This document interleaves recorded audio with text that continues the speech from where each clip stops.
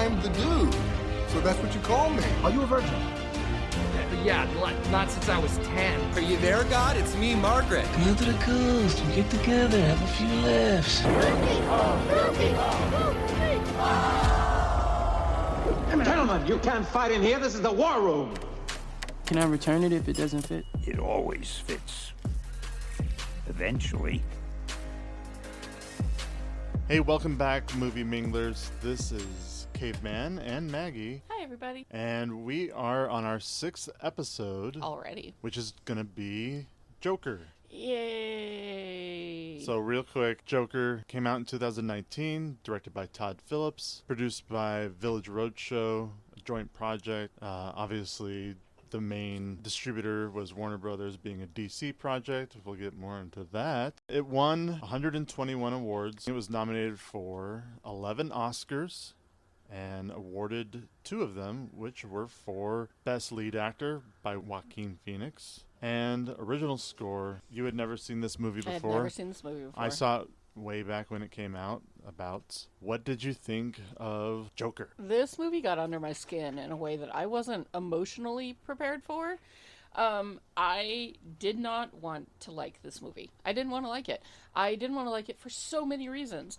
I'm not a big fan of Joaquin Phoenix. I think he's pretentious and kind of a douche. I don't like the fan base of this film. You know, all those sort of right-wing men out there taking the wrong message out of this movie, and the discourse that came out before, during, and after this film. I didn't like any of that. I don't think the Joker needs a backstory at all, because he's a perfect agent of chaos just in being the Joker, and we don't need to feel sympathy for him. So I went into this movie fully expecting to hate it, and I didn't, and I hate that. I hate that I liked it. I thought that this was an incredibly well-made movie, and I'm so pissed off about that. I have so many good feelings about this film, and I have so many bad feelings about this film. But most importantly, I have so much visceral crawling out of my skin, reaction to this film that I need to get it out before I go insane. That's kind of why I have only seen this movie once before you and I watched it together. Mm-hmm. It's not a movie that I think bears repeat viewing. I really didn't want to see it again, and I never thought I would, but we're doing this podcast. Here we are. It's on the list, so we did the Joker again. Of course, if during this episode you hear any random bangs, pops, or crashes in the background, that is just producer Robin fulfilling his producer duties of being an absolute turd. He's not only is he a producer, but now I think he got hired on as a Foley artist. Oh, yeah, any sound effects in the background can be credited to producer Foley Robin, who is, he's a little tuxedo cat, and if you guys have a tuxedo cat or have ever had one, you know, he's not even a year old either, so he's an absolute monster, and we just have to put up with him because he's cute, and he's our son's cat.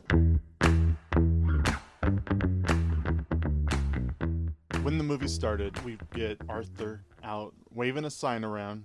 Who would hire a clown to be a sign waver? There are clown sign waivers. I know, and if I were to see a clown sign waiver, I would not go into that store because I have immediate distaste of clowns. I do have a fear of clowns. Yes, the Caveman is pretty afraid of clowns. I just don't like them.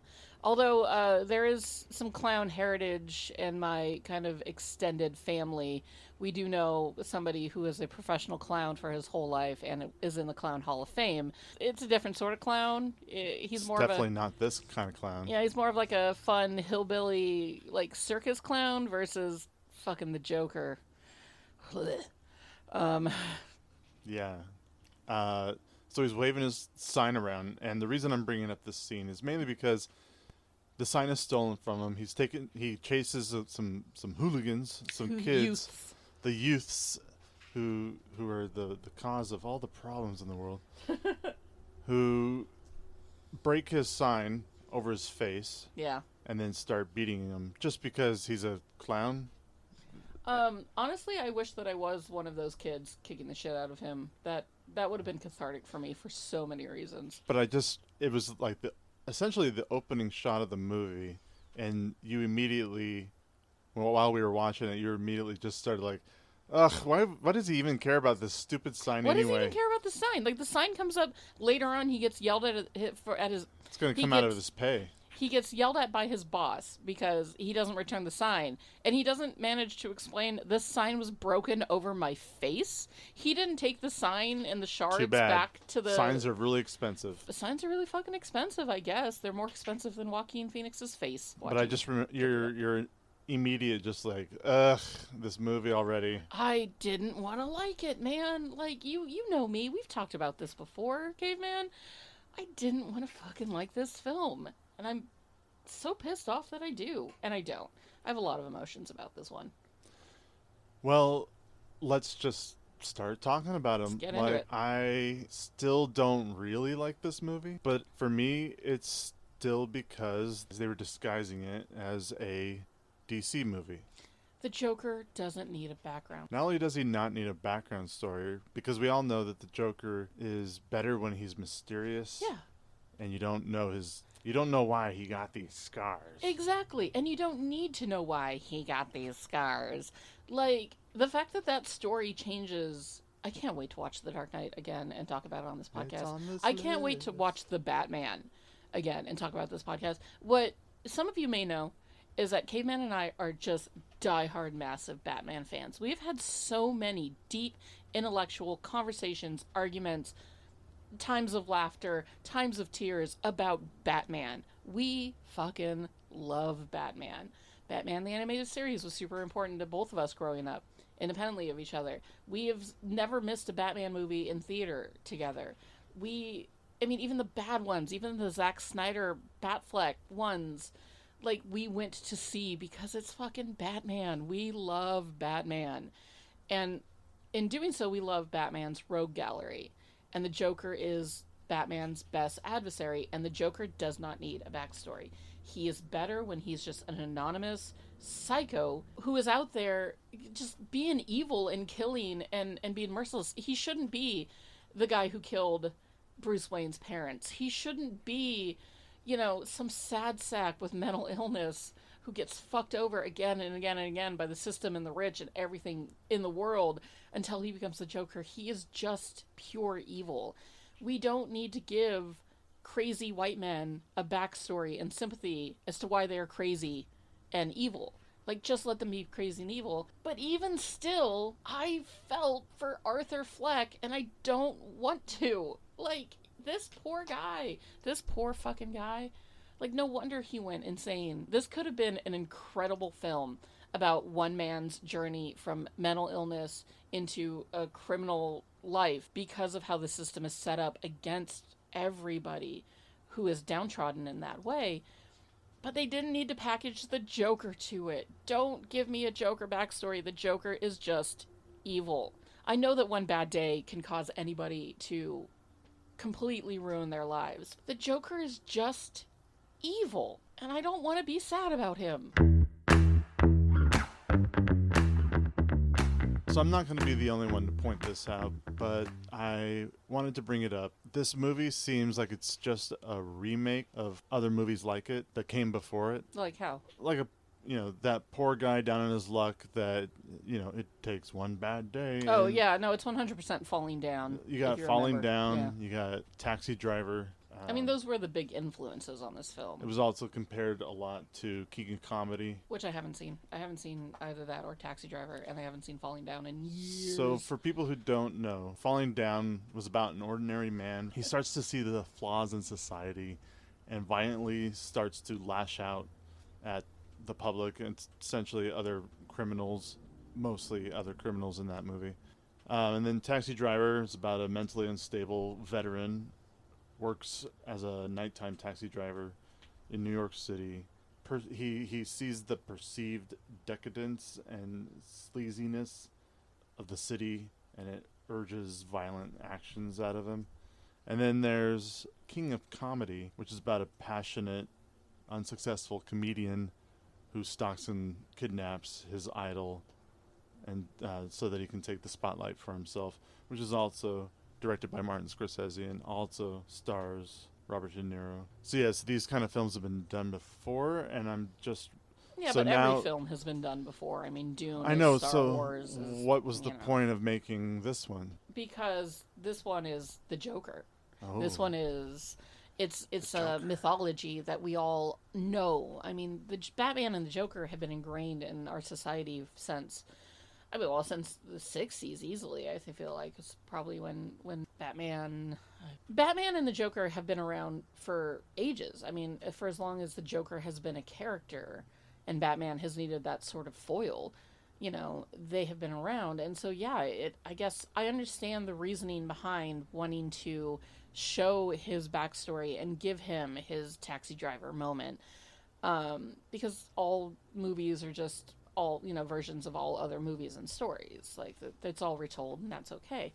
I mean, Barbie was Pinocchio, and Spirited Away was Alice in Wonderland, and I mean, all of these but those films. movies weren't on the so on the nose. Yeah, I mean, I read that Todd Phillips was inspired by these films when he was writing.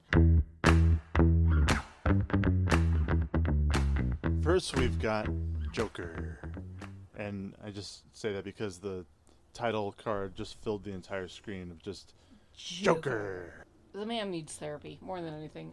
I mean, it's very clear. He even has a therapist or a counselor that he sees once a week to try to get his medicine from and to talk to. But like, this guy needs help. And in early 1980s Gotham, there was no help. There was no help for people like this. You know, the city is in a crime wave. It's the fall. Everybody's pissed off. There are giant rats, which supposedly, if you pay close enough attention to the movie, you can see some of the giant rats in the background, which is something I read on IMDb. Shout out to our favorite. What a weird thing. What a weird thing, right? Yeah, like, so Gotham is, it's a powder keg ready to explode. You say Gotham, but It's New York. I don't think they say the word Gotham even once. They do. I was paying quite a bit. I never never remember heard them calling them Gotham. I remember them saying. I remember them saying the city, Mm-hmm. and I remember them saying Arkham State Hospital, but never. I didn't ever hear one Gotham.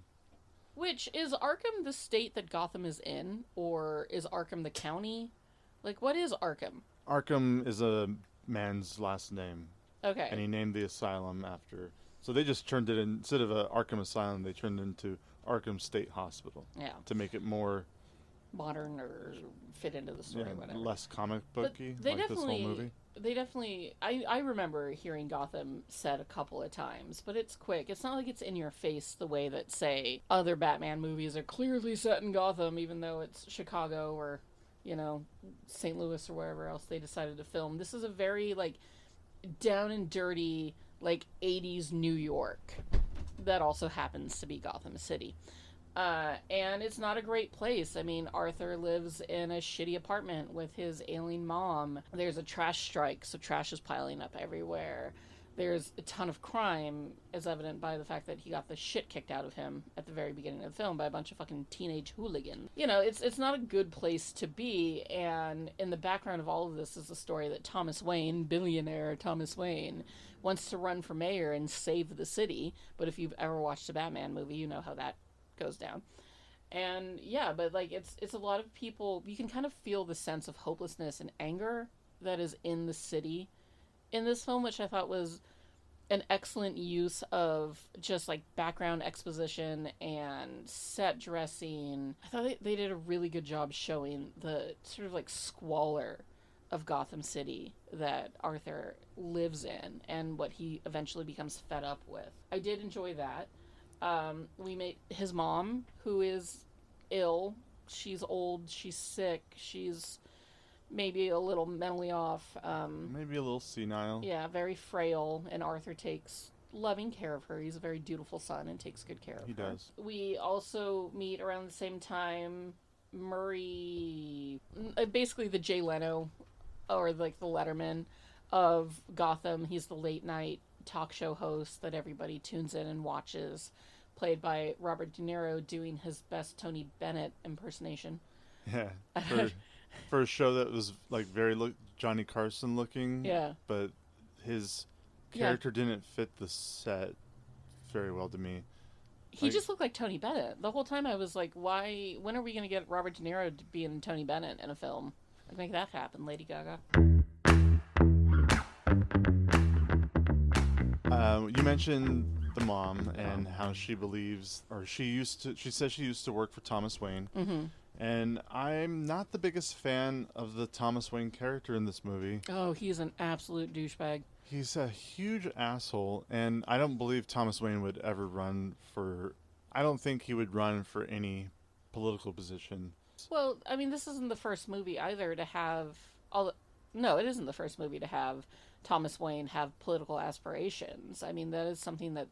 It happens in the Batman, if you remember, that Thomas Wayne was also trying to run for mayor. I'm pretty sure it's established in the comics that Thomas Wayne was trying to run for mayor. I think that they were trying to give him more of a Bobby Kennedy-esque vibe. I don't like him as a politician. I like him as... My favorite version of Thomas Wayne was in Batman Begins, where he's a doctor who's super hot. Yeah, and he wants the best for the city. I can help you solve all these problems. Just vote for me. Yeah. I'm like, really? Yeah, but he wasn't going to Thomas? solve any of those problems. So he wasn't my favorite, even though I do like the actor played by Brett Cullen, who played a congressman in The Dark Knight Rises. He was supposed to be played by Alec Baldwin.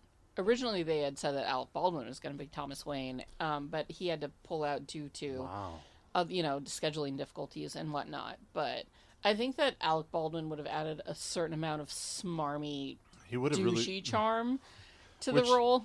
Which, I mean, Brett Cullen, I think, did a pretty good job playing on that douche, but I think Alec Baldwin would have... Yeah, he would have knocked it out of the park. It would have that one. been interesting to see his portrayal as Thomas Wayne. Because, I mean, if you've seen him as Jack Donaghy, you've kind of seen him as Thomas Wayne, but still, it would have been it would have been an interesting thing to see him go up against Joaquin Phoenix, too. I do feel like they were really trying to shoehorn a lot of Batman into this movie. Yeah. Where they didn't need to, but I feel like it was called The Joker to get butts in the seats. Mm-hmm. It's a Todd Phillips wanted to make a Martin Scorsese film, but the only way people would come and watch it is the only way he was allowed to make it. The only way he could tag on the label. He had to put a DC label on the box. This is essentially fan fiction. I mean, right. it is using an established IP, an established world and character, and creating your own story around it. And so, yeah, this is big screen fan fiction that won Oscars. Not saying, and I'm not putting that down, I'm not putting fan fiction down. Lord knows there is fan fiction out on the internet that I've written about the Mummy that I will never own to. That's what this movie is. It is essentially kind of a big version of a fanfic. And if Thomas Wayne was the only other DC character in this whole movie, I think I would have liked it a little bit more. Oh, yeah. But the fact that they had to shoe in Martha Wayne and Bruce Wayne, and they also... Alfred, who was the worst Alfred I have ever seen on film. They also had to put in things like, well, he has to laugh a lot because he's the Joker. How are we going to get him to laugh? Oh, let's make it a mental illness so that he just constantly... That is actually a real mental illness, of course. Which not mocking. But for the Joker, like they had to find a way to... Get him to cackle and be he's got laugh. this illness. Yeah. Again, trying to make us feel sympathy for a character that nobody should ever feel sympathy for. Like, you should never be rooting for the Joker. It is hard to make the villain the main character because... At a certain point, are you sympathetic with him because of who he is, because of what he is, because of how he is? Like, how does any of that kind of play out? If you think about it, like, we're supposed to feel for this guy, and you do feel for him because his life is shit and everything is hard for him. You understand why he has this, this brain injury that caused him to laugh all the time because he was abused as a child. I didn't need to know that information. Why does that have to be a part of his backstory? Just to make us feel bad for him. Why do we need to feel bad for him? He's the bad guy. Yeah, the director is forcing us to sympathize with the villain. And it's awkward, but it doesn't take away from the fact that this movie is incredibly well done. I mean, we can argue, basically our whole argument is why did this have to be the Joker? And we could talk literally for hours about this, but I think what we really need to do is just kind of talk about what the movie is. as opposed to what. Well, I'm just trying to get across why I didn't like it. Yeah. And part of that is them. It'd be one thing if Todd Phillips just decided to do a movie on the psychological break of a man, a clown, a stand-up comedian, do something better for his mom and his life, and dreamed of it. You know, him dreaming of Murray taking him in as his own son. Yeah, you know, like having that embracing fantasy. him. Oh, like, his fantasies are so cringe. It has the to me, it has the building blocks of being a really good film. But why the Joker? Why, like? Well, because if it wasn't the Joker, is it just the cash grab? Is it just because nobody would see it if it wasn't? Todd Phillips is a known director. Maybe he really wanted to create this story about a character that he loved. But so basically, what you're trying to say is, if you stripped away all of the Batman like lore from this film, would it have been as good? I think it would have been better. I think it would have been better too. I wholeheartedly agree that if this film wasn't saddled with the idea that it had to be, a Batman movie. One of the worst parts of the movies for myself. Well, there's two parts. There's a music cue for one part, and then there's a shot, literally, of Thomas and Martha Wayne being killed in the alley. And once again, fucking pearls. The pearls got to go flying. Jesus Christ. I remember when Zack Snyder's BVS, Batman vs Superman. I remember right before that movie came out. You know, we all know Zack Snyder loves using slow motion, and he really gets carried away with it sometimes. And I remember I was listening to another podcast, and Matt Myra had said on that podcast, if we see slow motion pearls drop off the ground in Zack Snyder form, he's like, I've had it with it. Like, if there's one more film doing this, and that was back in BVS days. Yeah. And now here we go, another 2019. Pearls. Another fall into the ground. Like, I'm so tired of watching Batman, or Bruce Wayne's parents get killed. Like, we've seen it. We've seen it time and time and time again. And everybody talks about how, like, in the MCU, they don't show Spider-Man's ultimate creation. Tom Holland's Spider-Man doesn't. You don't see the spider bite him. You don't hear you do hear the great power, great responsibility line, but you don't see Uncle Ben die. It's not Uncle Ben. Yeah. It's a whole thing that they just decided to cut out because we fucking know it. We know it. We've seen it. I feel like that was another shoehorn. Like, we're just gonna. Hey, we've been doing this whole movie about the Joker. Yeah. But so now we got to remind you that it's a Joker film again. Yeah, that it's a Batman movie. Here's Batman in an alley, or his parents in an alley. This movie should have killed Bruce Wayne. This movie should have killed Bruce Wayne. I think that would have been the shocker. Great. That would have been the great. Do it the Tarantino way. Yeah, and just rewrite history. Fucking taken out Bruce Wayne along with his family, just to go to show you how just desolate and terrible this version of this world and the multiverse is. It's true. This is a different version. This technically now is a Elseworld story. Yeah, it 100% is. So why couldn't Bruce have been murdered too? Every interaction that we see Bruce Wayne in this movie is so deeply uncomfortable. Like, get your hands out of that kid's mouth, Jesus Christ. But yeah, you're right. We don't need to see Thomas and Martha Wayne get murdered again. And I believe it was Kevin Smith talking on Martha. I remember Kevin Smith talking on a Fat Man Beyond, where he was like, they should have killed Bruce Wayne. That would have been the bleaker but better ending. I was going to bring this up at the end of the movie, but since we're talking about it now, at the end of the film, the Joker, or Arthur, the Joker, is in a police car that gets attacked, ambushed by a stolen ambulance, so that all of his followers can, like, get him out of the car, basically free him. Sure, right? It's a prison break. Right? And when they take him out of the car in a weirdly, annoyingly Christ-like manner, which, Jesus Christ, Todd Phillips on the nose. They take him out of the car, they put him on the hood, and the second it cuts into a scene of Bruce sitting in between his dead parents, devastated, thus the beginning of Batman. And in the next scene, you see an unconscious Joker wake up. So literally in this film, the birth of Batman is the birth of the Joker. It happens in the same moment, which I liked and hated. That's at least a little different. Yeah, it's a clever idea, but fuck, why did we need it? But and also bringing up the fact that, like, say it's another 20 years until Bruce Wayne becomes Batman, Arthur is easily in He's his in his mid-30s. No, well, I mean, Joaquin Phoenix at the time was 45 when he shot the Joker. So another 10 years, Bruce will be in his 20s. Easily. Well, in 10 years, he'll be in his 20s, and prime Batman. Batman started around in his early 20s. So 10, 15 years, yeah. Yeah, he's going to be in his 50s, late 50s. 60s. Yeah. So he's going to be, more of the mobile? geriatric Joker. Yeah, he's not going to be... Versus young, spry Batman. Especially with the smoking habit and the, the eating disorder that he has. Like, that guy's not going to live into his 60s to be a decent Joker. I'm sorry, like, you've got to think about some real-world aspects of some of these things. The guy is a habitual smoker. He clearly has an eating disorder. He does not eat. You never see him eat on film once. And he's so skinny. Oh my God, Joaquin Phoenix's body was so gross. Oh man, the very first time I saw you squirm was the very first time you see Arthur dance topless with his hands up in the air, and you just see those ribs popping out. I hated and it you got so much. You got so squirmy. This movie was visceral for me. I was so deeply uncomfortable watching this film that there were times I was wearing my Barbie hoodie, by the way, my fluffy, warm, bright pink Barbie hoodie.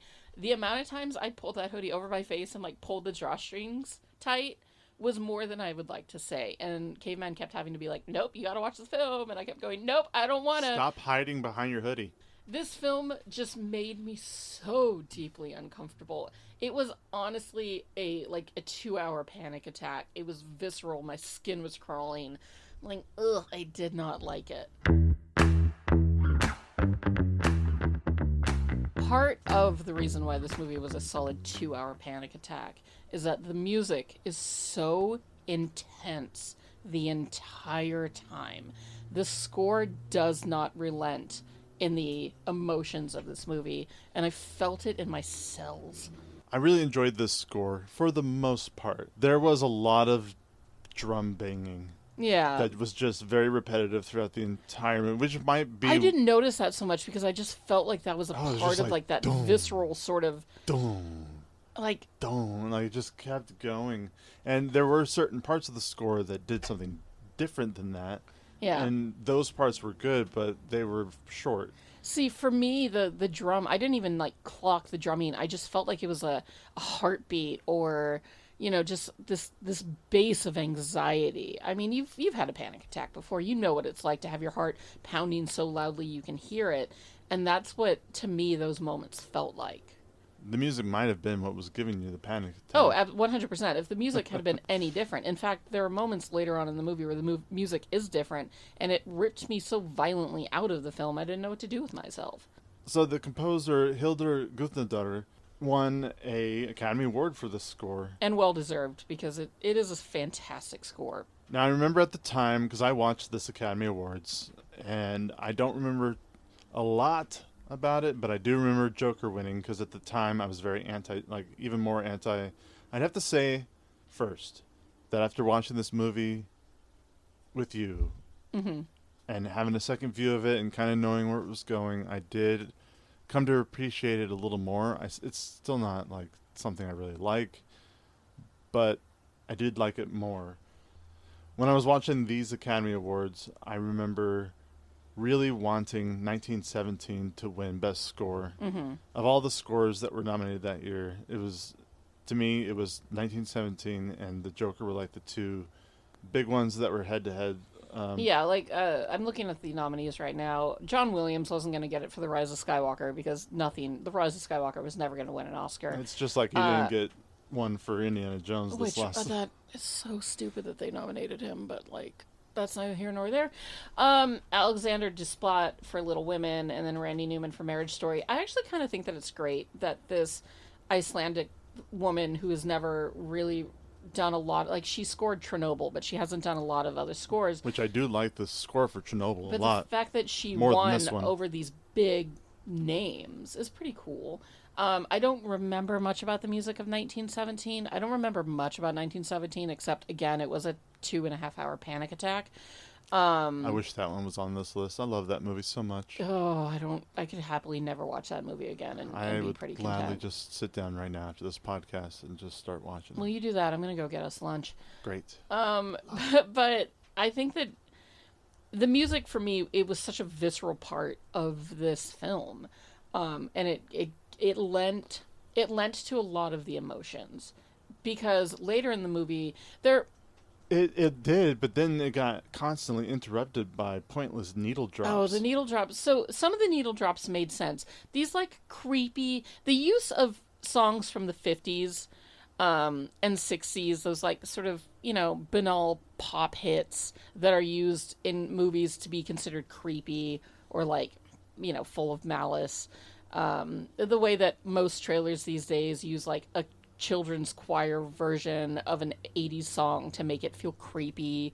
I didn't mind that. I didn't mind the use of like Frank Sinatra and other sort of like 50s 60s pop artists.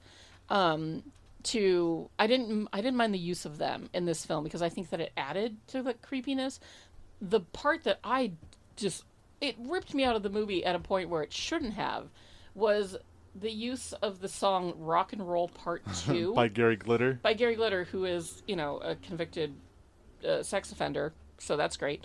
But the use of that song when the Joker is descending the stairs. Another man descending stairs to plummet to his rock bottom. Yeah, this movie is all about ascension and descension. Course. It's the main plot.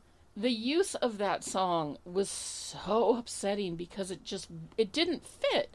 It didn't fit the movie at all, or the scene. 100 times in different montages and fucking trailers and just it anything plays about during the Joker. sports now. Like it's a sport. Like that has always been the song that you hear playing at your. Hey. Yeah, like it's totally a sports song. So having it there was weird, and then having a White Room by Cream playing over the riot scene was also just really jarring and strange. I didn't agree with a lot of They take you out of the movie. Like, there are some needle drops in movies that are earned. Yeah. These needle drops took me out because it didn't fit with the score. No, it didn't fit the music at all. That like, was the rest of the film. After you hear Rock and Roll Part 2 as he's coming down the stairs, then it just weirdly and uncomfortably transitions into the score. Yeah. And it the score was so much better. Yeah, the score was so much better. If I'm sure whatever this music was before we got to that point, probably would have just worked just fine. It would have been creepier. Instead, it was just like, I'm sure she wrote something for the scene, and then they just covered it with, put some Gary Glitter in there. Ugh. Did you know that, have you ever heard Rock and Roll Part 2? I'm sorry, this is Part 2. Have you ever heard Part 1? No. It's the same song, but with lyrics. Did you know there are lyrics to that song? God.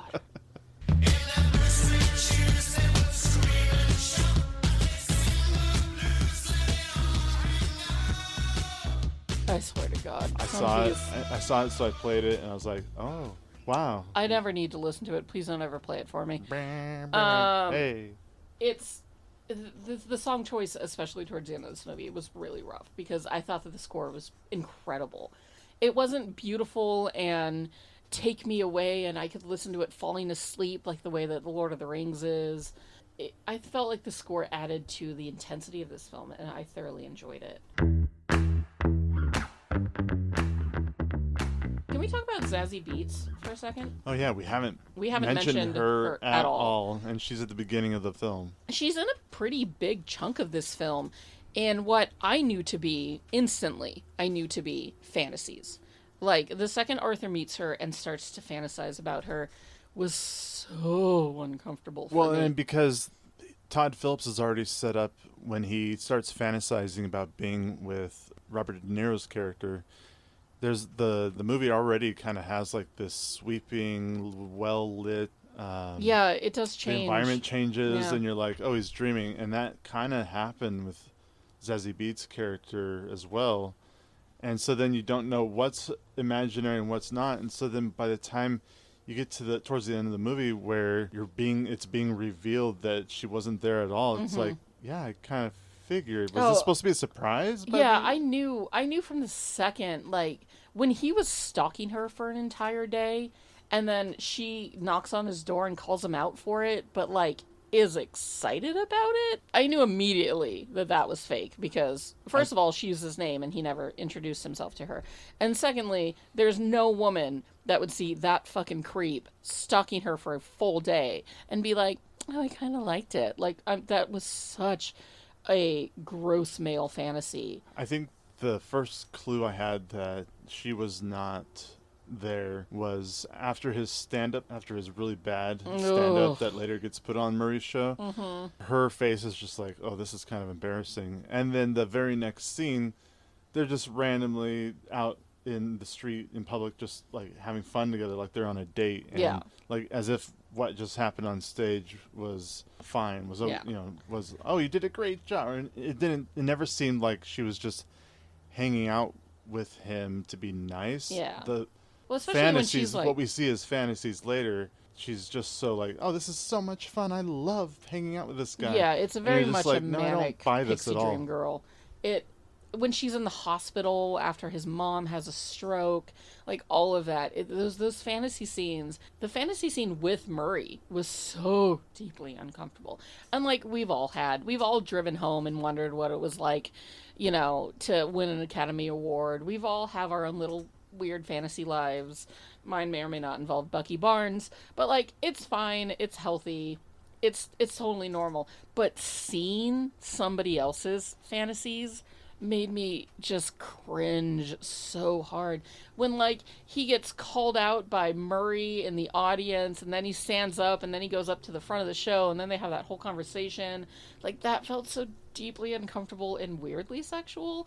Like seeing somebody else's fantasies like that, like play large, just made my whole body want to crawl into a dank hole and disappear, which was another thing that kind of added to the constant panic attack of this whole film. If you were sick in a children's hospital and a clown came in to perform a show, oh my god, don't you think you'd rather just be put out of your misery? Oh my god, just shoot me now. Just like those kids were sick enough. They Dr. were already Kevorkian, suffering. I'm ready to go. Like, oh my god, especially that clown performance. If you're happy and you know. Yeah, and then all the kids with cancer just like, oh, just let me die. Like, it was very uncomfortable. So uncomfortable. And then it was made even more uncomfortable because he drops his gun. Yeah, which kind of leads to him getting fired, which leads to him in the subway in his clown costume, watching some poor woman get harassed by three, Wayne Industry douchebags, just absolute dickholes. Three Wayne Industry douchebags who still have great taste in music because he knows all the words to "Send in the Clowns" from Frank Sinatra, which I don't know how many guys in their 20s or 30s. Maybe I'm just not a Frank Sinatra fan. I do not. Well, it was a different era. I mean, they grew up with like Sinatra in their lives, whereas we didn't. I know every line it was the to 80s, every. But come on. Well, I know every line to every song on Hotel California because that's what I grew up with. Maybe their parents were. I don't know. I'm not trying to justify it. It just seemed like a weird thing to like to. It was a little too show, on the nose to show your dominance over another person, being like, sing a little song about him. Yeah, it was a little too on the big red rubber nose, Todd Phillips. But then that guy got shot, so. Well, speaking of the shooting, so we tried to do the math last night, and then I did realize your original number of 8 shots was correct. Yeah. So he shoots. There are 3 guys on the train. He shoots one of them dead with a single shot. Yeah. He shoots another one dead with 2 shots. Yep. And then shoots the third guy in the leg. Uh-huh. That guy That's then 4 shots. Right. Then he runs away. Uh-huh. And they're chasing him down the subway up the Platform, stairs. Yeah, the platform to go to the stairs. Before he gets to the stairs, he shoots him again, which stops him at the stairs. Yeah. He runs up to him, gets point blank range, and just shoots him 3 more times in the back. Yeah, it's a 6-shooter. 8 shots from a 6 shotgun. And why? That always takes me out of films. Well, but just it like really bothered me in this one. Just like my pet peeve with drinks in cups, like coffee, I have another pet peeve, which is where handguns or shotguns or other weapons are just operated incorrectly. Yeah. Whether it's 8 shots coming out of a 6-shot revolver, or with shotguns when they're using like a pump action shotgun. And they just keep cocking it pumping it. And it's Yeah, where are those bullets coming those from? rounds should be just flying out of the side of your gun. Yeah. But, and then you got sound effects in movies where everybody's got pistols, but all you hear is the pump action sound effects. So it's like, Yeah. and it's just like they're just holding pistols. Those are some of my silly pet peeves when it comes to movies. So That bothers me the way that in superhero movies, like especially Avengers movies, they're really guilty of this. You never see them put in any sort of like earpiece. they just automatically are connected. Yeah, to they're just all they're they meet talking somebody to down the each street. other. They meet somebody down the street, and then they split up, and they automatically talk to Yeah, that like stranger. they can somehow still talk to each other even though they're blocks away and one's on a fucking building and the other one's ground level. They're having a full conversation, but you never see them use like any sort of earpiece or anything. And even if they did, how is that earpiece picking up the and conversation they don't that even well? they don't even show their ear either. 'Cause No. They always have to put their hand up to their ear. Yeah, like they're cover there. it. That look, literal. Just this we all have silly- our little silly, movie pet little- peeves. But then it led to Arthur in a bathroom having just murdered 3 guys and dancing. The physicality. He really does love dancing. The physicality of this motion. role, honestly, didn't endure Joaquin Phoenix to me because I still do not like him as a person or an actor. He really leaned into the physicality of this role. The fact that he lost like over 50 pounds to be this character, the fact that he's dancing in this weird, twisted way, it really shows just the kind of the insanity in his head. It creeped me out so hard, and I have to give it up to him. I can't imagine anybody else playing this version of this role. There's a part where there's a comedian on stage right before Arthur goes up. The comedian is making jokes about comparing a girlfriend to buying a car. And essentially they're just a bunch of outdated jokes. This is kind of how Todd Phillips made his career. And outdated sexist jokes. Yes, he directed Road Trip. Which I haven't seen. Oh, jeez. But yeah, it's Very- a gross out teen comedy from the early 2000s, And you got Old School, which is a gross out teen comedy from the early 2000s. Starsky and Hutch, which is actually probably my favorite movie from Todd Phillips. The last time I vividly remember watching that film was on an airplane coming back from Switzerland. The amount of times at work that I just go, do it, do it, do it. Okay, It's- so there's your favorite guy.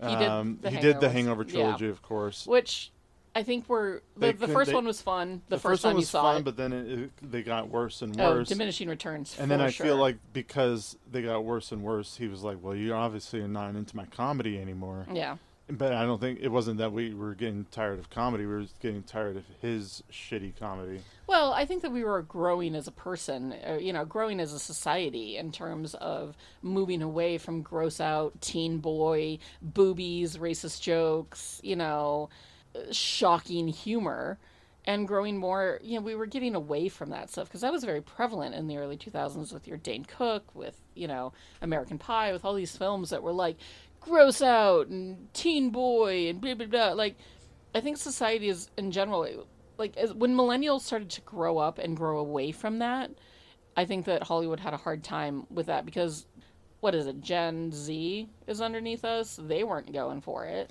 I mean, Todd Phillips even said himself that he decided to make this really dark drama serious film, because if he couldn't make the comedies he wanted to make anymore, then this is what he was going to do. There was a moment in the movie when Arthur's on the couch next to Murray. Arthur says that comedy is subjective. And actually, the line is, Comedy is subjective, Murray. Isn't that what they say? All of you, the system that knows so much, you decide what's right or wrong the same way that you decide what's funny or not. Do you think that was... I felt like it was like the director was talking to the audience. Yeah. Comedy is subjective. No, it is. We've all laughed at terrible jokes that we shouldn't laugh at. I bought Road Trip on DVD. Yeah, Dane Cook was a huge thing for a while there, But to say that there's no more comedy that Fucking he can Carrot make, Top is still somehow working. the way though that he's like, I can't make any more comedies because you don't like my humor. Yeah. All right, Get over yourself a little bit? Yeah, the amount of speaking of getting over yourself, Todd Phillips, I don't know if it was his choice as the director or if it was a director of photography's choice, but the amount of slow motion zoom-ins where the camera's locked in place and just zooming in very slowly towards one direction happened over and over and over and You know, over. I don't think I clocked that. Like, use some more... I need some variety sometimes. I enjoy artsy films. Yeah. And he was really trying to... It's kind of like... I mean, Bradley Cooper was a producer on this movie, but talk about really overdoing it with a movie like Maestro. Bradley Cooper, will you ever get your Oscar? The thing that bothered me the most in this film, I do want to hear the thing about that bothered you the most in this film. maybe not the most, but maybe the most. I don't know. I haven't decided yet because I need to talk to you about it. After we watched this movie last night, lovely listeners, we did not talk to each other about it. We saved it for the show. And it was really hard not to just turn to him and go, what the fuck are they trying to do making the Joker Thomas Wayne's son? I don't need the Joker being Batman's half-brother. That plot point made me so angry. I'm so angry about that because even though they deny it in the film, it is played as if it is real. So in that universe, the Joker is Batman's half brother. It is played as if it's real. It is. It's. You're telling me that a wealthy white man Oh, it back was then definitely cover up. couldn't have covered it up? It's for sure cover It was up. for sure covered up. I remember when I watched this movie in the theater, and he goes to Arkham State Hospital, and we get to meet Brian Tyree Henry. Who is I'm perfect always in happy everything. when I see Yeah, him on I'm screen. I wish he was never in this unhappy movie to more, but see him in that wasn't his anything. character. I remember when I saw this movie in the theater, and we get to the scene where he opens up his mom's letter, and he starts reading it and finds out she admits to Thomas Wayne in the letter that her and her son need some help. Yeah. Can you please help us, Thomas Wayne? Help your son. Yeah, Thomas help your Wayne. son. I remember sitting in the theater, seeing that unfold before me, and just thinking, no, please, no, don't make them half brothers. Please do not. Don't do it. Don't do it. It's too much. Like, it's one thing to give the Joker a backstory, Sure. which we already don't want. Don't need. But then you have to keep rewriting history by making them half brothers. Yeah, you just you have to shove in more Batman lore. Yeah. Just right down your fucking Just throat. stick with your main. He steals into this fancy party or this fancy screening of a Charlie Chaplin film to confront Thomas Wayne in a bathroom, which I know it's the early 80s, but where is any security surrounding a billionaire? They just let anybody walk into. Sure, he had on a jacket from the movie theater, but that fools no one. And everybody in that theater is so well dressed, and even if you do have a bellhop, he eventually shabby. He throws the bellhop suit away, and then he's just back in his own. He literally walks past security guards, and you'd think that somebody would have been like, "Hey, you're not supposed to be here."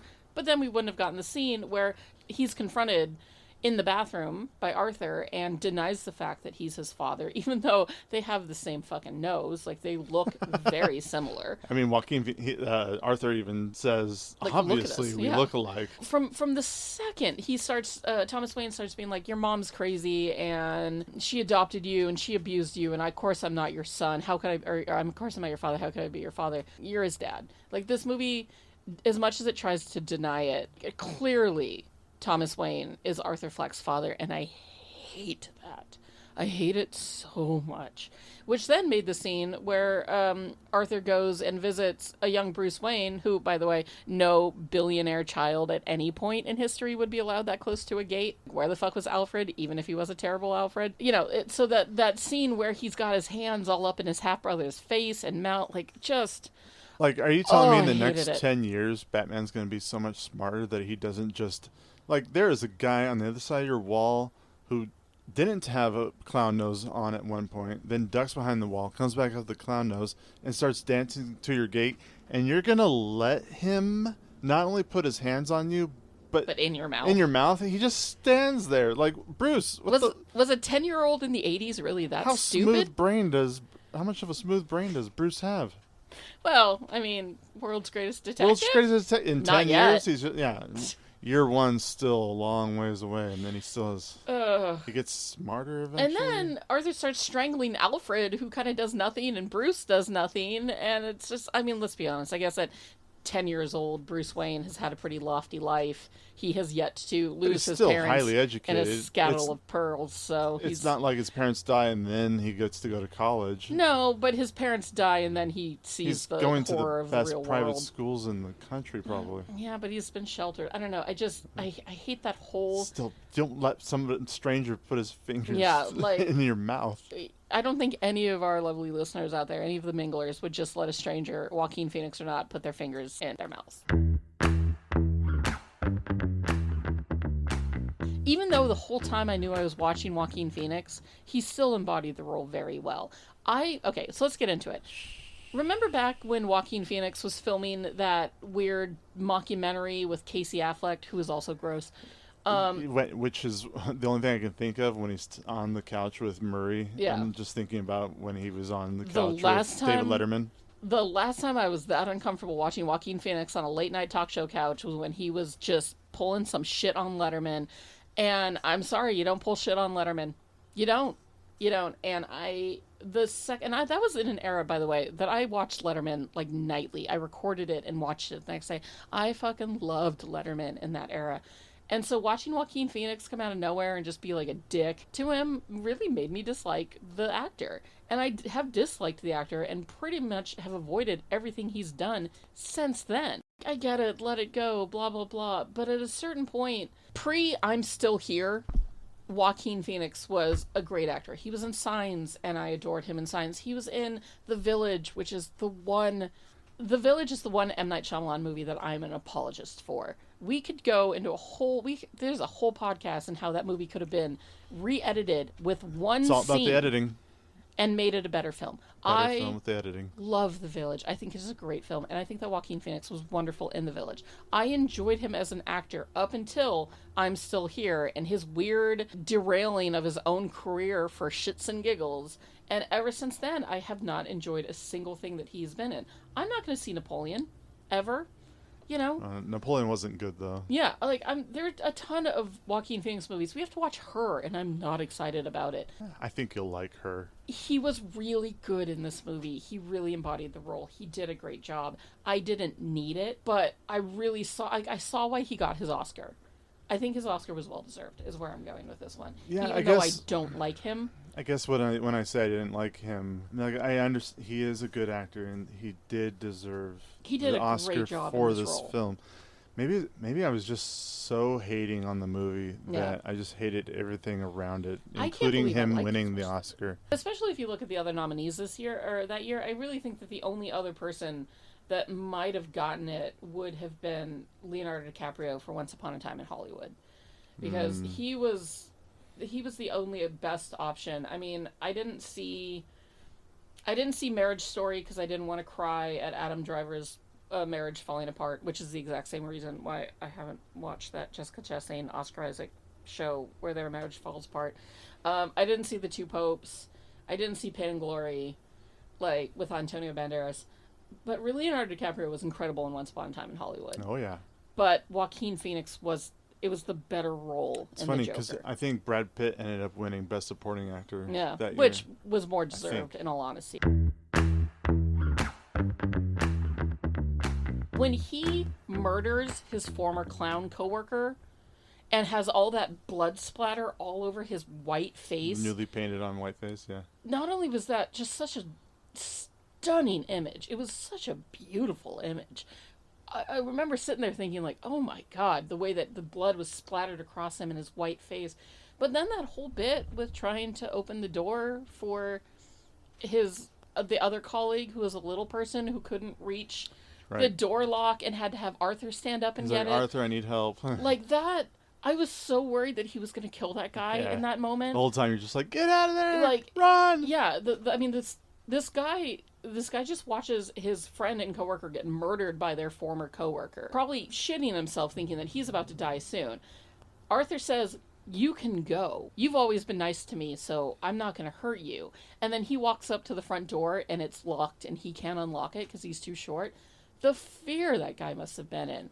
And I really genuinely thought that Arthur was going to kill him in that moment too, but instead he lets him go too. because he was the only one that was nice to him at their You're job. the only one who was ever nice to me, so he lets him go. That part was, again, I'm using the word visceral, but like this whole movie, and that part especially, just had this visceral reaction to it, which then led into, you know, the dissension down the stairs with Gary Glitter. And the train scene where the cops get just fucking beat the shit out of on the train, which was terrifying and claustrophobic and very, very strange watching that whole sequence of the cops on the train. For me, I was just so, I mean, it's already uncomfortable, but it just added to it so much. The Murray Franklin show knew who Arthur Fleck was. Like, they knew that was him coming on the show. Like, it's not like he just shows up as the Joker and they don't know that that's also Arthur Fleck, which again goes back to the Joker shouldn't have a name, he's just the Joker. So the fact that, like, there is a connection, there's a literal paper trail between these two versions. That's the problem with having a past, is that they know where you live, they know who your loved ones are. When the casting director for the Murray Franklin show calls up Arthur, she uses his name, Arthur Fleck. Right. He is, even though Murray introduces him as Joker, because that's what he had called him at one point, they still know that that's Arthur Fleck. So, like, they know who the Joker is. The Joker is Arthur Fleck. And, again, the Joker should be an anonymous agent of chaos and not Arthur Fleck. But he goes on to the show. You know, he has his weird entrance. He kisses the Dr. Ruth woman, which was so uncomfortable. Not just the regular kiss like a celebrity would do when they come on a talk show. No, like it's like a full-on mouth kiss, like, and you can see how 10 seconds uncomfortable she is by that. And the audience is just laughing, like, "Oh, isn't that funny? He kissed her." Cute, And they have this whole conversation, which is punctuated by the trombone player. Knock, knock. Who's there? It's the police, ma'am. Your son's been hit by a drunk driver. He's dead. Oh, no, you cannot joke about that. The trombone player choosing that moment to let out a womp, womp, womp, womp, or whatever it was so funny, but so unnecessary. And just like, you know, that guy regretted it when 10 seconds later his boss's brains are splattered on the wall behind him.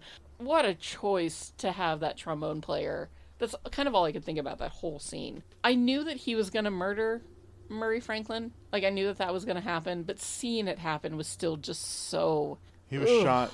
When you see him get shot, is a very Scorsese way to get shot. Yeah. The man has a way to shoot people. Like, when you watch movies like Casino or Goodfellas, or even I didn't expect to see it in Killers of the Flower Moon, but there are people who get shot in that, and it's done in that same very Scorsese kind of way. It's swift, violent, brutal. Everything's very jerky and violent, and it's very specific that you don't see a lot of directors shoot, no pun intended, people that way. But when I saw Murray get killed, it reminded me of Scorsese. And then, I mean, we've already kind of talked about the ending of this film, but just going back to it really quickly, watching Arthur's true descent into the Joker when he becomes the Joker, you know, it's a sickening thing. And Joaquin Phoenix did a great job with it, as much as I hate to admit that. He did a really good job. At the very end, he's in Arkham, after all is said and done, after he smeared blood onto his face to turn it into a smile and stood there amongst all of his adoring fans in a huge riot, which just goes to show how destructive an angry mob can be. The riot that leads to Thomas the death and Martha of Wayne to die. The Waynes, yeah. But at the very end of the film, he's in Arkham. He's talking to a psychologist who she looks kind of modern. It was hard to tell whether or not that scene was set in a modern era, like post-Batman. Was it the same actress? It wasn't the same actress. I don't think it was. Right. He has a little joke that he won't tell her, and then he sings a little song, which I was very disturbed by. And then as he's seen walking away from the interview, He's walking away with bloody feet? Yeah, his shoes have blood on the Is bottoms. that to infer that he hurt the psychologist? I think he killed her and then casually walked out of the room and then ran down the hallway one way and then down the other. I didn't enjoy that ambiguity. I couldn't tell if that was like, if it was real or if that was just because that's who the Joker is. It's hard to tell what is real. Yeah, this whole in this movie is... This all could have been just inside of this man's head that we see at the very, very Is there end. an end credit sequence? This movie was great. I enjoyed it. I will never watch it again. At the very least, I can say that I've finally seen it. I have opinions about it, both good and bad. It is a movie that I enjoyed, but also hated. I don't ever want to watch The Joker again. In fact, I had a friend last night, shout out Megan, who basically said that she'll never watch it, but she'll happily live through my commentary. So this one's for you, my love. I don't think this movie is necessary viewing the way that I feel like Barbie is necessary viewing, and I guess everybody else feels about Spirited Away is necessary viewing. I mean, I'd watch Parasite a dozen more times before I see this one I'd again. happily watch Parasite again before watching this again. Do you think... So, okay, The Joker came out. It was a phenomenon. People talked about it endlessly. Incels love it. You know, men's rights activists all over this fucking film. Oh, you know, it won Oscars. Joaquin Phoenix won an Oscar. All of this incredible stuff happened around this movie, right? Now they're making a sequel. A musical, too. Is this sequel necessary?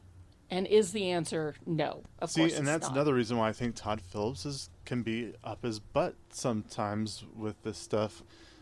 What's the name of the sequel? Joker Folie à Deux. Folie à Deux? Folie à That Deux. right there. Yeah. I'm already rolling my eyes. A madness... That is an old phrase that means a madness shared by two. That is a... I'm still rolling my eyes. It is a French phrase. I know this from an X-Files episode. It is a French phrase that means a madness shared by two. No, I get it. And it's all about Harley the Joker Quinn is and supposed Harley to be Quinn. in this one. Yeah. Played by Lady Gaga, which again, I'm rolling my eyes. Yeah, I am too. I adore Lady Especially Gaga as a after Gucci. singer. I don't need her as an actress. Sorry, but I don't. After she went absolutely nuts over the House of Gucci and talked about it endlessly, that elicited a lot of eye rolling for me because I adore Lady Gaga. She's a great musician. I mean, I'll watch it. I may not watch in the theater. Are you? Nah, I don't know. It depends if I have a friend that wants to go see it with me. I don't want to see it by myself. How's that? And I know you're not going to watch it with me. And the fact, no, absolutely not. And the fact that it's a musical, like what? I'm very. Can Joaquin Phoenix sing? I guess he did try to be a rapper once. It has all piqued my curiosity, but I just don't know. Is it necessary? It's not necessary. Probably not. Like, was this one necessary? Well, no. But does it need a sequel? Are they just trying to make more money? Of course, this one made a lot of money. God, I'm going through the IMDb photos and it's showing a lot of like photography or paparazzi set photos. And it seems like it's still set in the 80s. He's still got the weird makeup. He's still got the weird suit. You know, it's a whole lot. But like the footage or the pictures that have been released by Todd Phillips of Lady Gaga, of Harley Quinn and the Joker, it just... I don't like it. I don't like it. I also don't necessarily like or appreciate the backstory that Harley Quinn has, where she was an educated woman who was abused by the Joker, who was ridiculed and hurt and constantly just fucked over by the Joker. Harley Quinn deserves her own agency, which is what she gets in the animated show on HBO Max, which is perfect. It's so, so good. I don't need this story told again on the big screen. And maybe that's just it. Maybe I'm tired of these stories being told. You know, how much of the Joker can we handle? The Joker was a deleted scene in The Batman, played by Barry Keoghan, which was really good. I thoroughly enjoyed that deleted scene. I enjoyed the deleted scene, but I didn't need it. I'm glad they deleted the scene. Yes, absolutely. And I hope that the Batman Part 2 doesn't actually have the Joker in it. I hope that was a deleted scene, they pushed it to the side, and that's all we're ever going to see of it. Doesn't that make you just kind of hate it, seeing them together? Yeah. I just showed Caveman a picture of Harley and Arthur from the Joker 2, and it, like, I just kind of hate it. I hate how she looks, even though it's very stereotypical, the dark black makeup, the red lips, the cigarette. Like, I just, I mean, one don't need it. One reason they are making a sequel, like we said, Because it made $1 million. $1 million? Billion. It made $1 billion. Yeah, between worldwide sales and the home market performance on DVD and others, it's made over $1.1 billion. Which, good for that. Okay, so they want to make more money. I don't care. I don't care. I love Batman. I will happily watch every Batman movie that ever comes out, whether or not it is good. When we get to the Batman, I am passionate about how much I enjoy that film, and I think that Robert Pattinson makes a great Batman. I enjoyed Batfleck. I thought he was a really good Batman. I'm looking forward to the Batman that we're getting from Matthew Vaughn in 2 years. Yeah, which, I'm sad that it's still so far away, but, I get it. And I'm looking forward to whatever Batman stories that James Gunn is planning on making. Which will be interesting, and I trust James Gunn. But I guess what I'm trying to say is, I don't need backstories anymore. Just, what was done with the Riddler in the Batman was fresh and new and intriguing, and I liked it. I don't need to see another Marvel Origins unless it's a character we've never seen before. I don't want to know the X-Men Origins when they hit the big screen. I don't need a Joker Origins movie. I don't need another Harley Quinn Origins film because it's been done time and time again, and it just makes me feel bad for Harley, especially with the Harley Quinn animated series being so funny and clever and biting, and with Birds of Prey, which was honestly such an underrated DC Very film. underrated. It's my second favorite to Wonder Woman, and Wonder Woman's only my favorite because of the sentimental value I have over it. Birds of Prey is a better film. Give us more fresh takes on these characters instead of just the same old shit. Caveman, what do you rate the Joker? 1 to 5. 1 to 5 clown tears. When I first watched this movie, I would have given it probably a 2. Mm-hmm. Now I think I'm more like a 3.5. Yeah. It's still missing some stars, but like I said, my biggest gripe is the Batman Joker of it all. It wasn't necessary. You take all that stuff out, it's mostly still the same movie, but probably better because now I'm not angrily watching it. Now I'm probably more invested in it as a story about a man who falls on bad times and shit luck and he was mental already illness and decides to take it out on the world that's taking it out on him. Yeah. And I too would give it 3.5 stars. It's not my favorite film that I've watched so far. In fact, I've been trying to think where I'm going to place it in the Letterboxd lineup because I enjoyed it more than watching Fight Club again, which is shocking for me. That is shocking. I would watch Parasite before I watch this movie ever again. Not that you're going to watch Parasite. Not that I'm going to watch Parasite, but I would before watching The Joker. But I would still rate this a little bit higher than Parasite. Just because, if nothing else, the artistry that went into this film was incredible. The set design, the music, as terrifying as it was, the acting on everybody's accounts. Yeah, Joaquin Phoenix was great, but so was the woman who played his mom. So was Thomas Wayne. So was the people that he interacted with on a daily basis. It felt like such a real film. I mean, Zazie Beetz was so good in this movie, both playing the love interest and the creep interest. It is a really wonderfully put together movie that I never want to watch again. So yes, I give it 3.5 stars because I've got to appreciate the artistry, but it's missing some stars because I don't fucking need it and I will not go back to it. Should you watch this film? Maybe. I guess it depends on what mood you're in. If you're a film buff, well, you probably already have. Yeah, but I'm a film buff and I haven't. I know, but we kind of made you. Yeah, I had to. Oh. Like without the podcast, would you have ever? No, absolutely not. But you wouldn't have either. You would have never been like, never forced to. Guess what, Maggie? We're gonna watch The Joker tonight. I would have been like, are you a goddamn mind man? Like, no, we're not. We're gonna watch Brooklyn Nine-Nine again and fall asleep early. It's up to you whether or not you want to watch this film if you haven't seen it yet. It is a beautifully made film. It is an unnecessary film, and I don't think we'll be revisiting it for the sequel, and that's okay. So Maggie. Yes, Caveman? I've got 2 questions for you. Can't wait. Maggie, would Oscar Isaac have made this movie better? Oh, absolutely, without a doubt. Yeah. His perfect, beautiful, handsome, perfect, beautiful face would have made this movie 1,000 times better. And Maggie, which character would you have Oscar Isaac replace? That's a tough one, because I don't think I would want him to replace Joaquin Phoenix as the Joker, because I don't think anybody could have done that role but him. And the only other really beefy, like, role that he could have fit into would probably have been Thomas Wayne. So yes, I want to see Oscar Isaac as Thomas Wayne. I don't want to see him murdered or his wife's pearls spread across the ground in slow-mo fucking again. Yes, I think he would have been delightful and creepy and handsome and perfect and beautiful as Thomas Wayne. I would have liked that very much.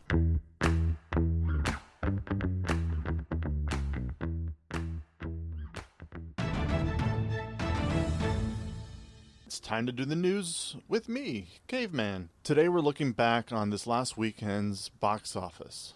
And Ghostbusters Frozen Empire was just released last Friday, and it brought in $45 million, which isn't bad considering that was Madame Web's entire domestic gross. And she is currently sitting in, I think, the 20th place, yes. In second place, we have Dune Part 2 with $17 million this week. That's 38% down from last week, but they've also lost 410 theaters, with almost $600 million worldwide. Kung Fu Panda 4 is in the number 3 slot with another $16.5 million, bringing its worldwide gross to $267 million. Nothing can ever stop the panda, even when it's part 4. Scroll down a little bit. Number 5, we have Arthur the King, which is up to $14 million total, and a movie that I really want to see, Late Night with the Devil, starring David Dastmalchian. I've heard great things about this movie. I really want to see it. I can't wait. And my baby, Love Lies Bleeding, still going strong. It's only been out for 3 weekends, and it has brought in a domestic share of $5.5 million. Still not bad for a A24 indie film. And those were the highlights from this last weekend. Now we're moving on to movie reviews. And this week I had the absolute pleasure, I can't do it.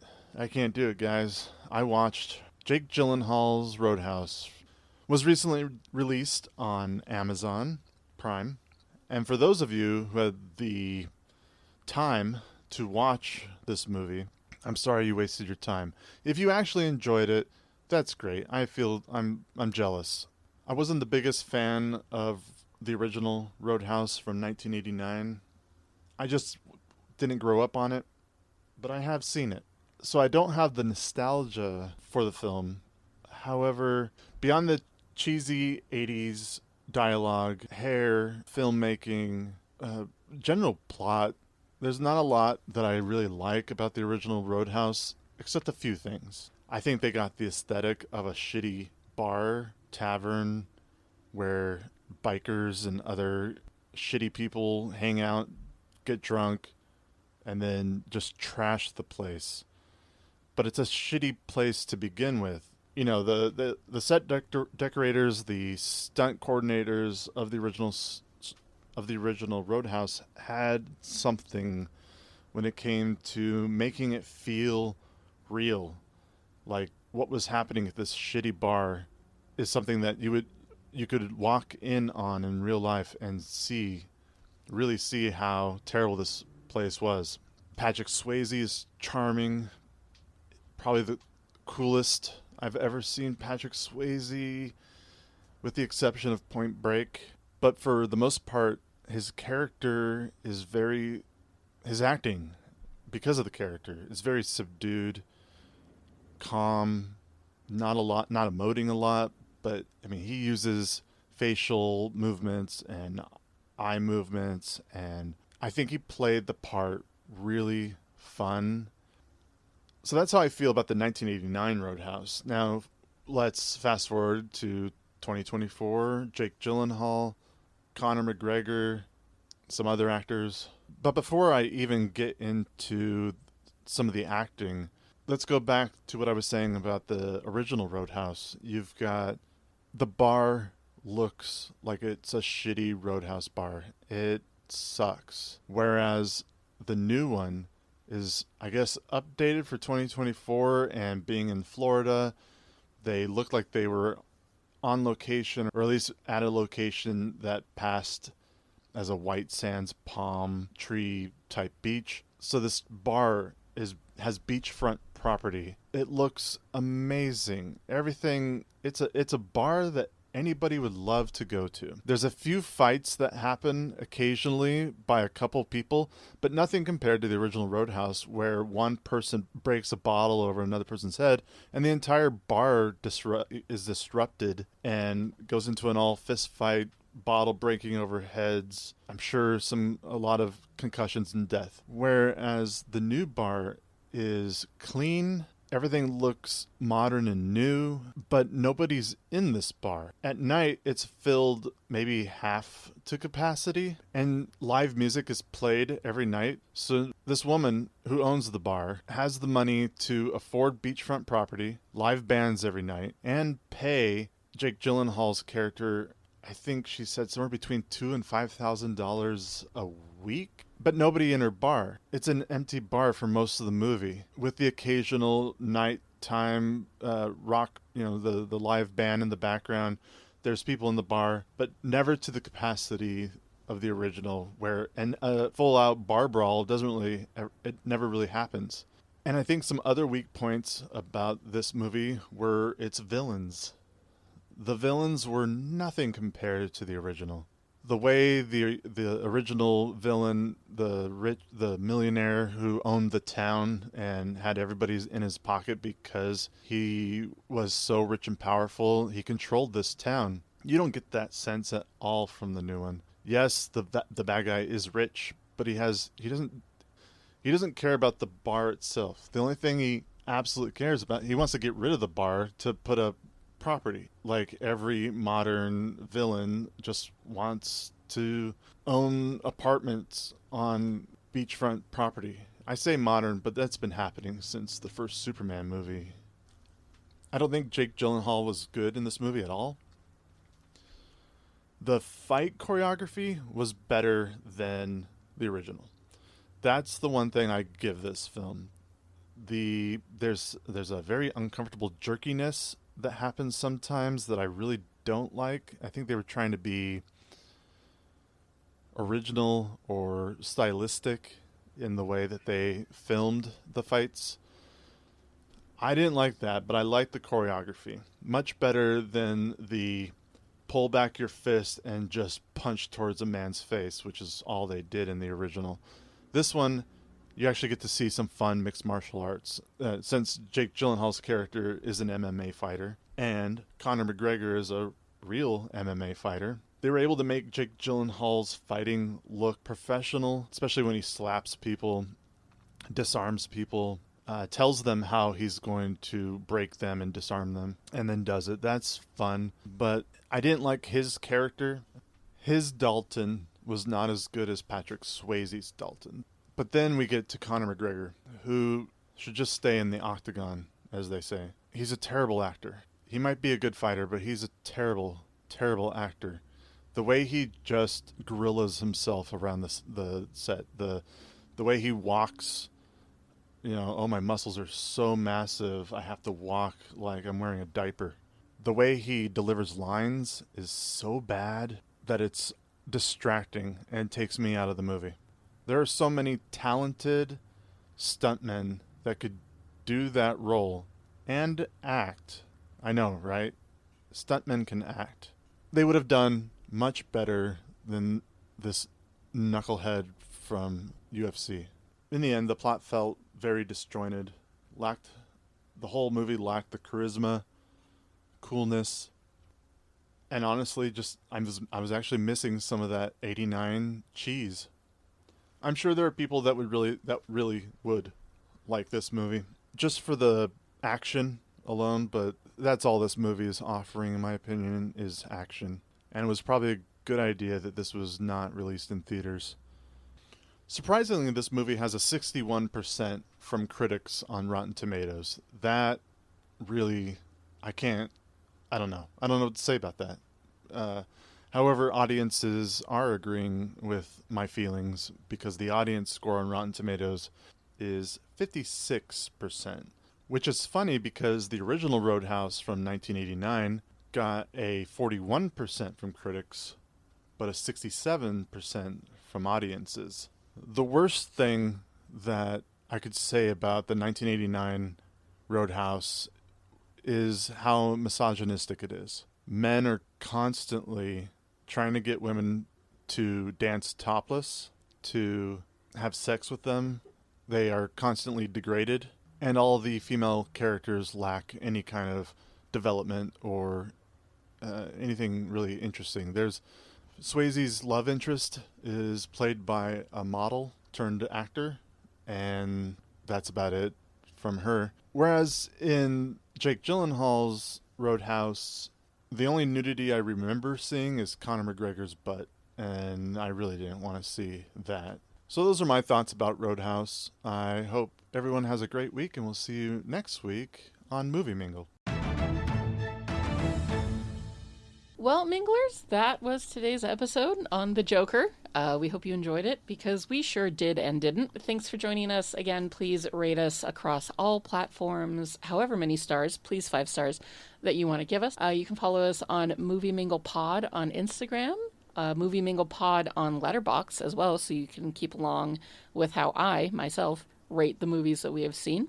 You can also email us at movieminglepod@gmail.com if you have any questions or comments or concerns or just want to say hey. And we really appreciate the time and the effort and the love that you've been giving us. It means the world to us. This is a silly little project that Caveman and I are working on, but we're having so much fun with it and with each other. Thanks for being a part of that. We hope you have a great day. Now, go mingle. Are you an effective team? We are an effective team. Let them fight. How did you just do that? I'm a really good lawyer. Here on Caladan, we rule by air power and sea power. On Arrakis, we need to cultivate desert power. Welcome, Mr. Beach. What's that bar? I'm a little confused. Well, we wouldn't want that, would we? I don't want to brag, but I will.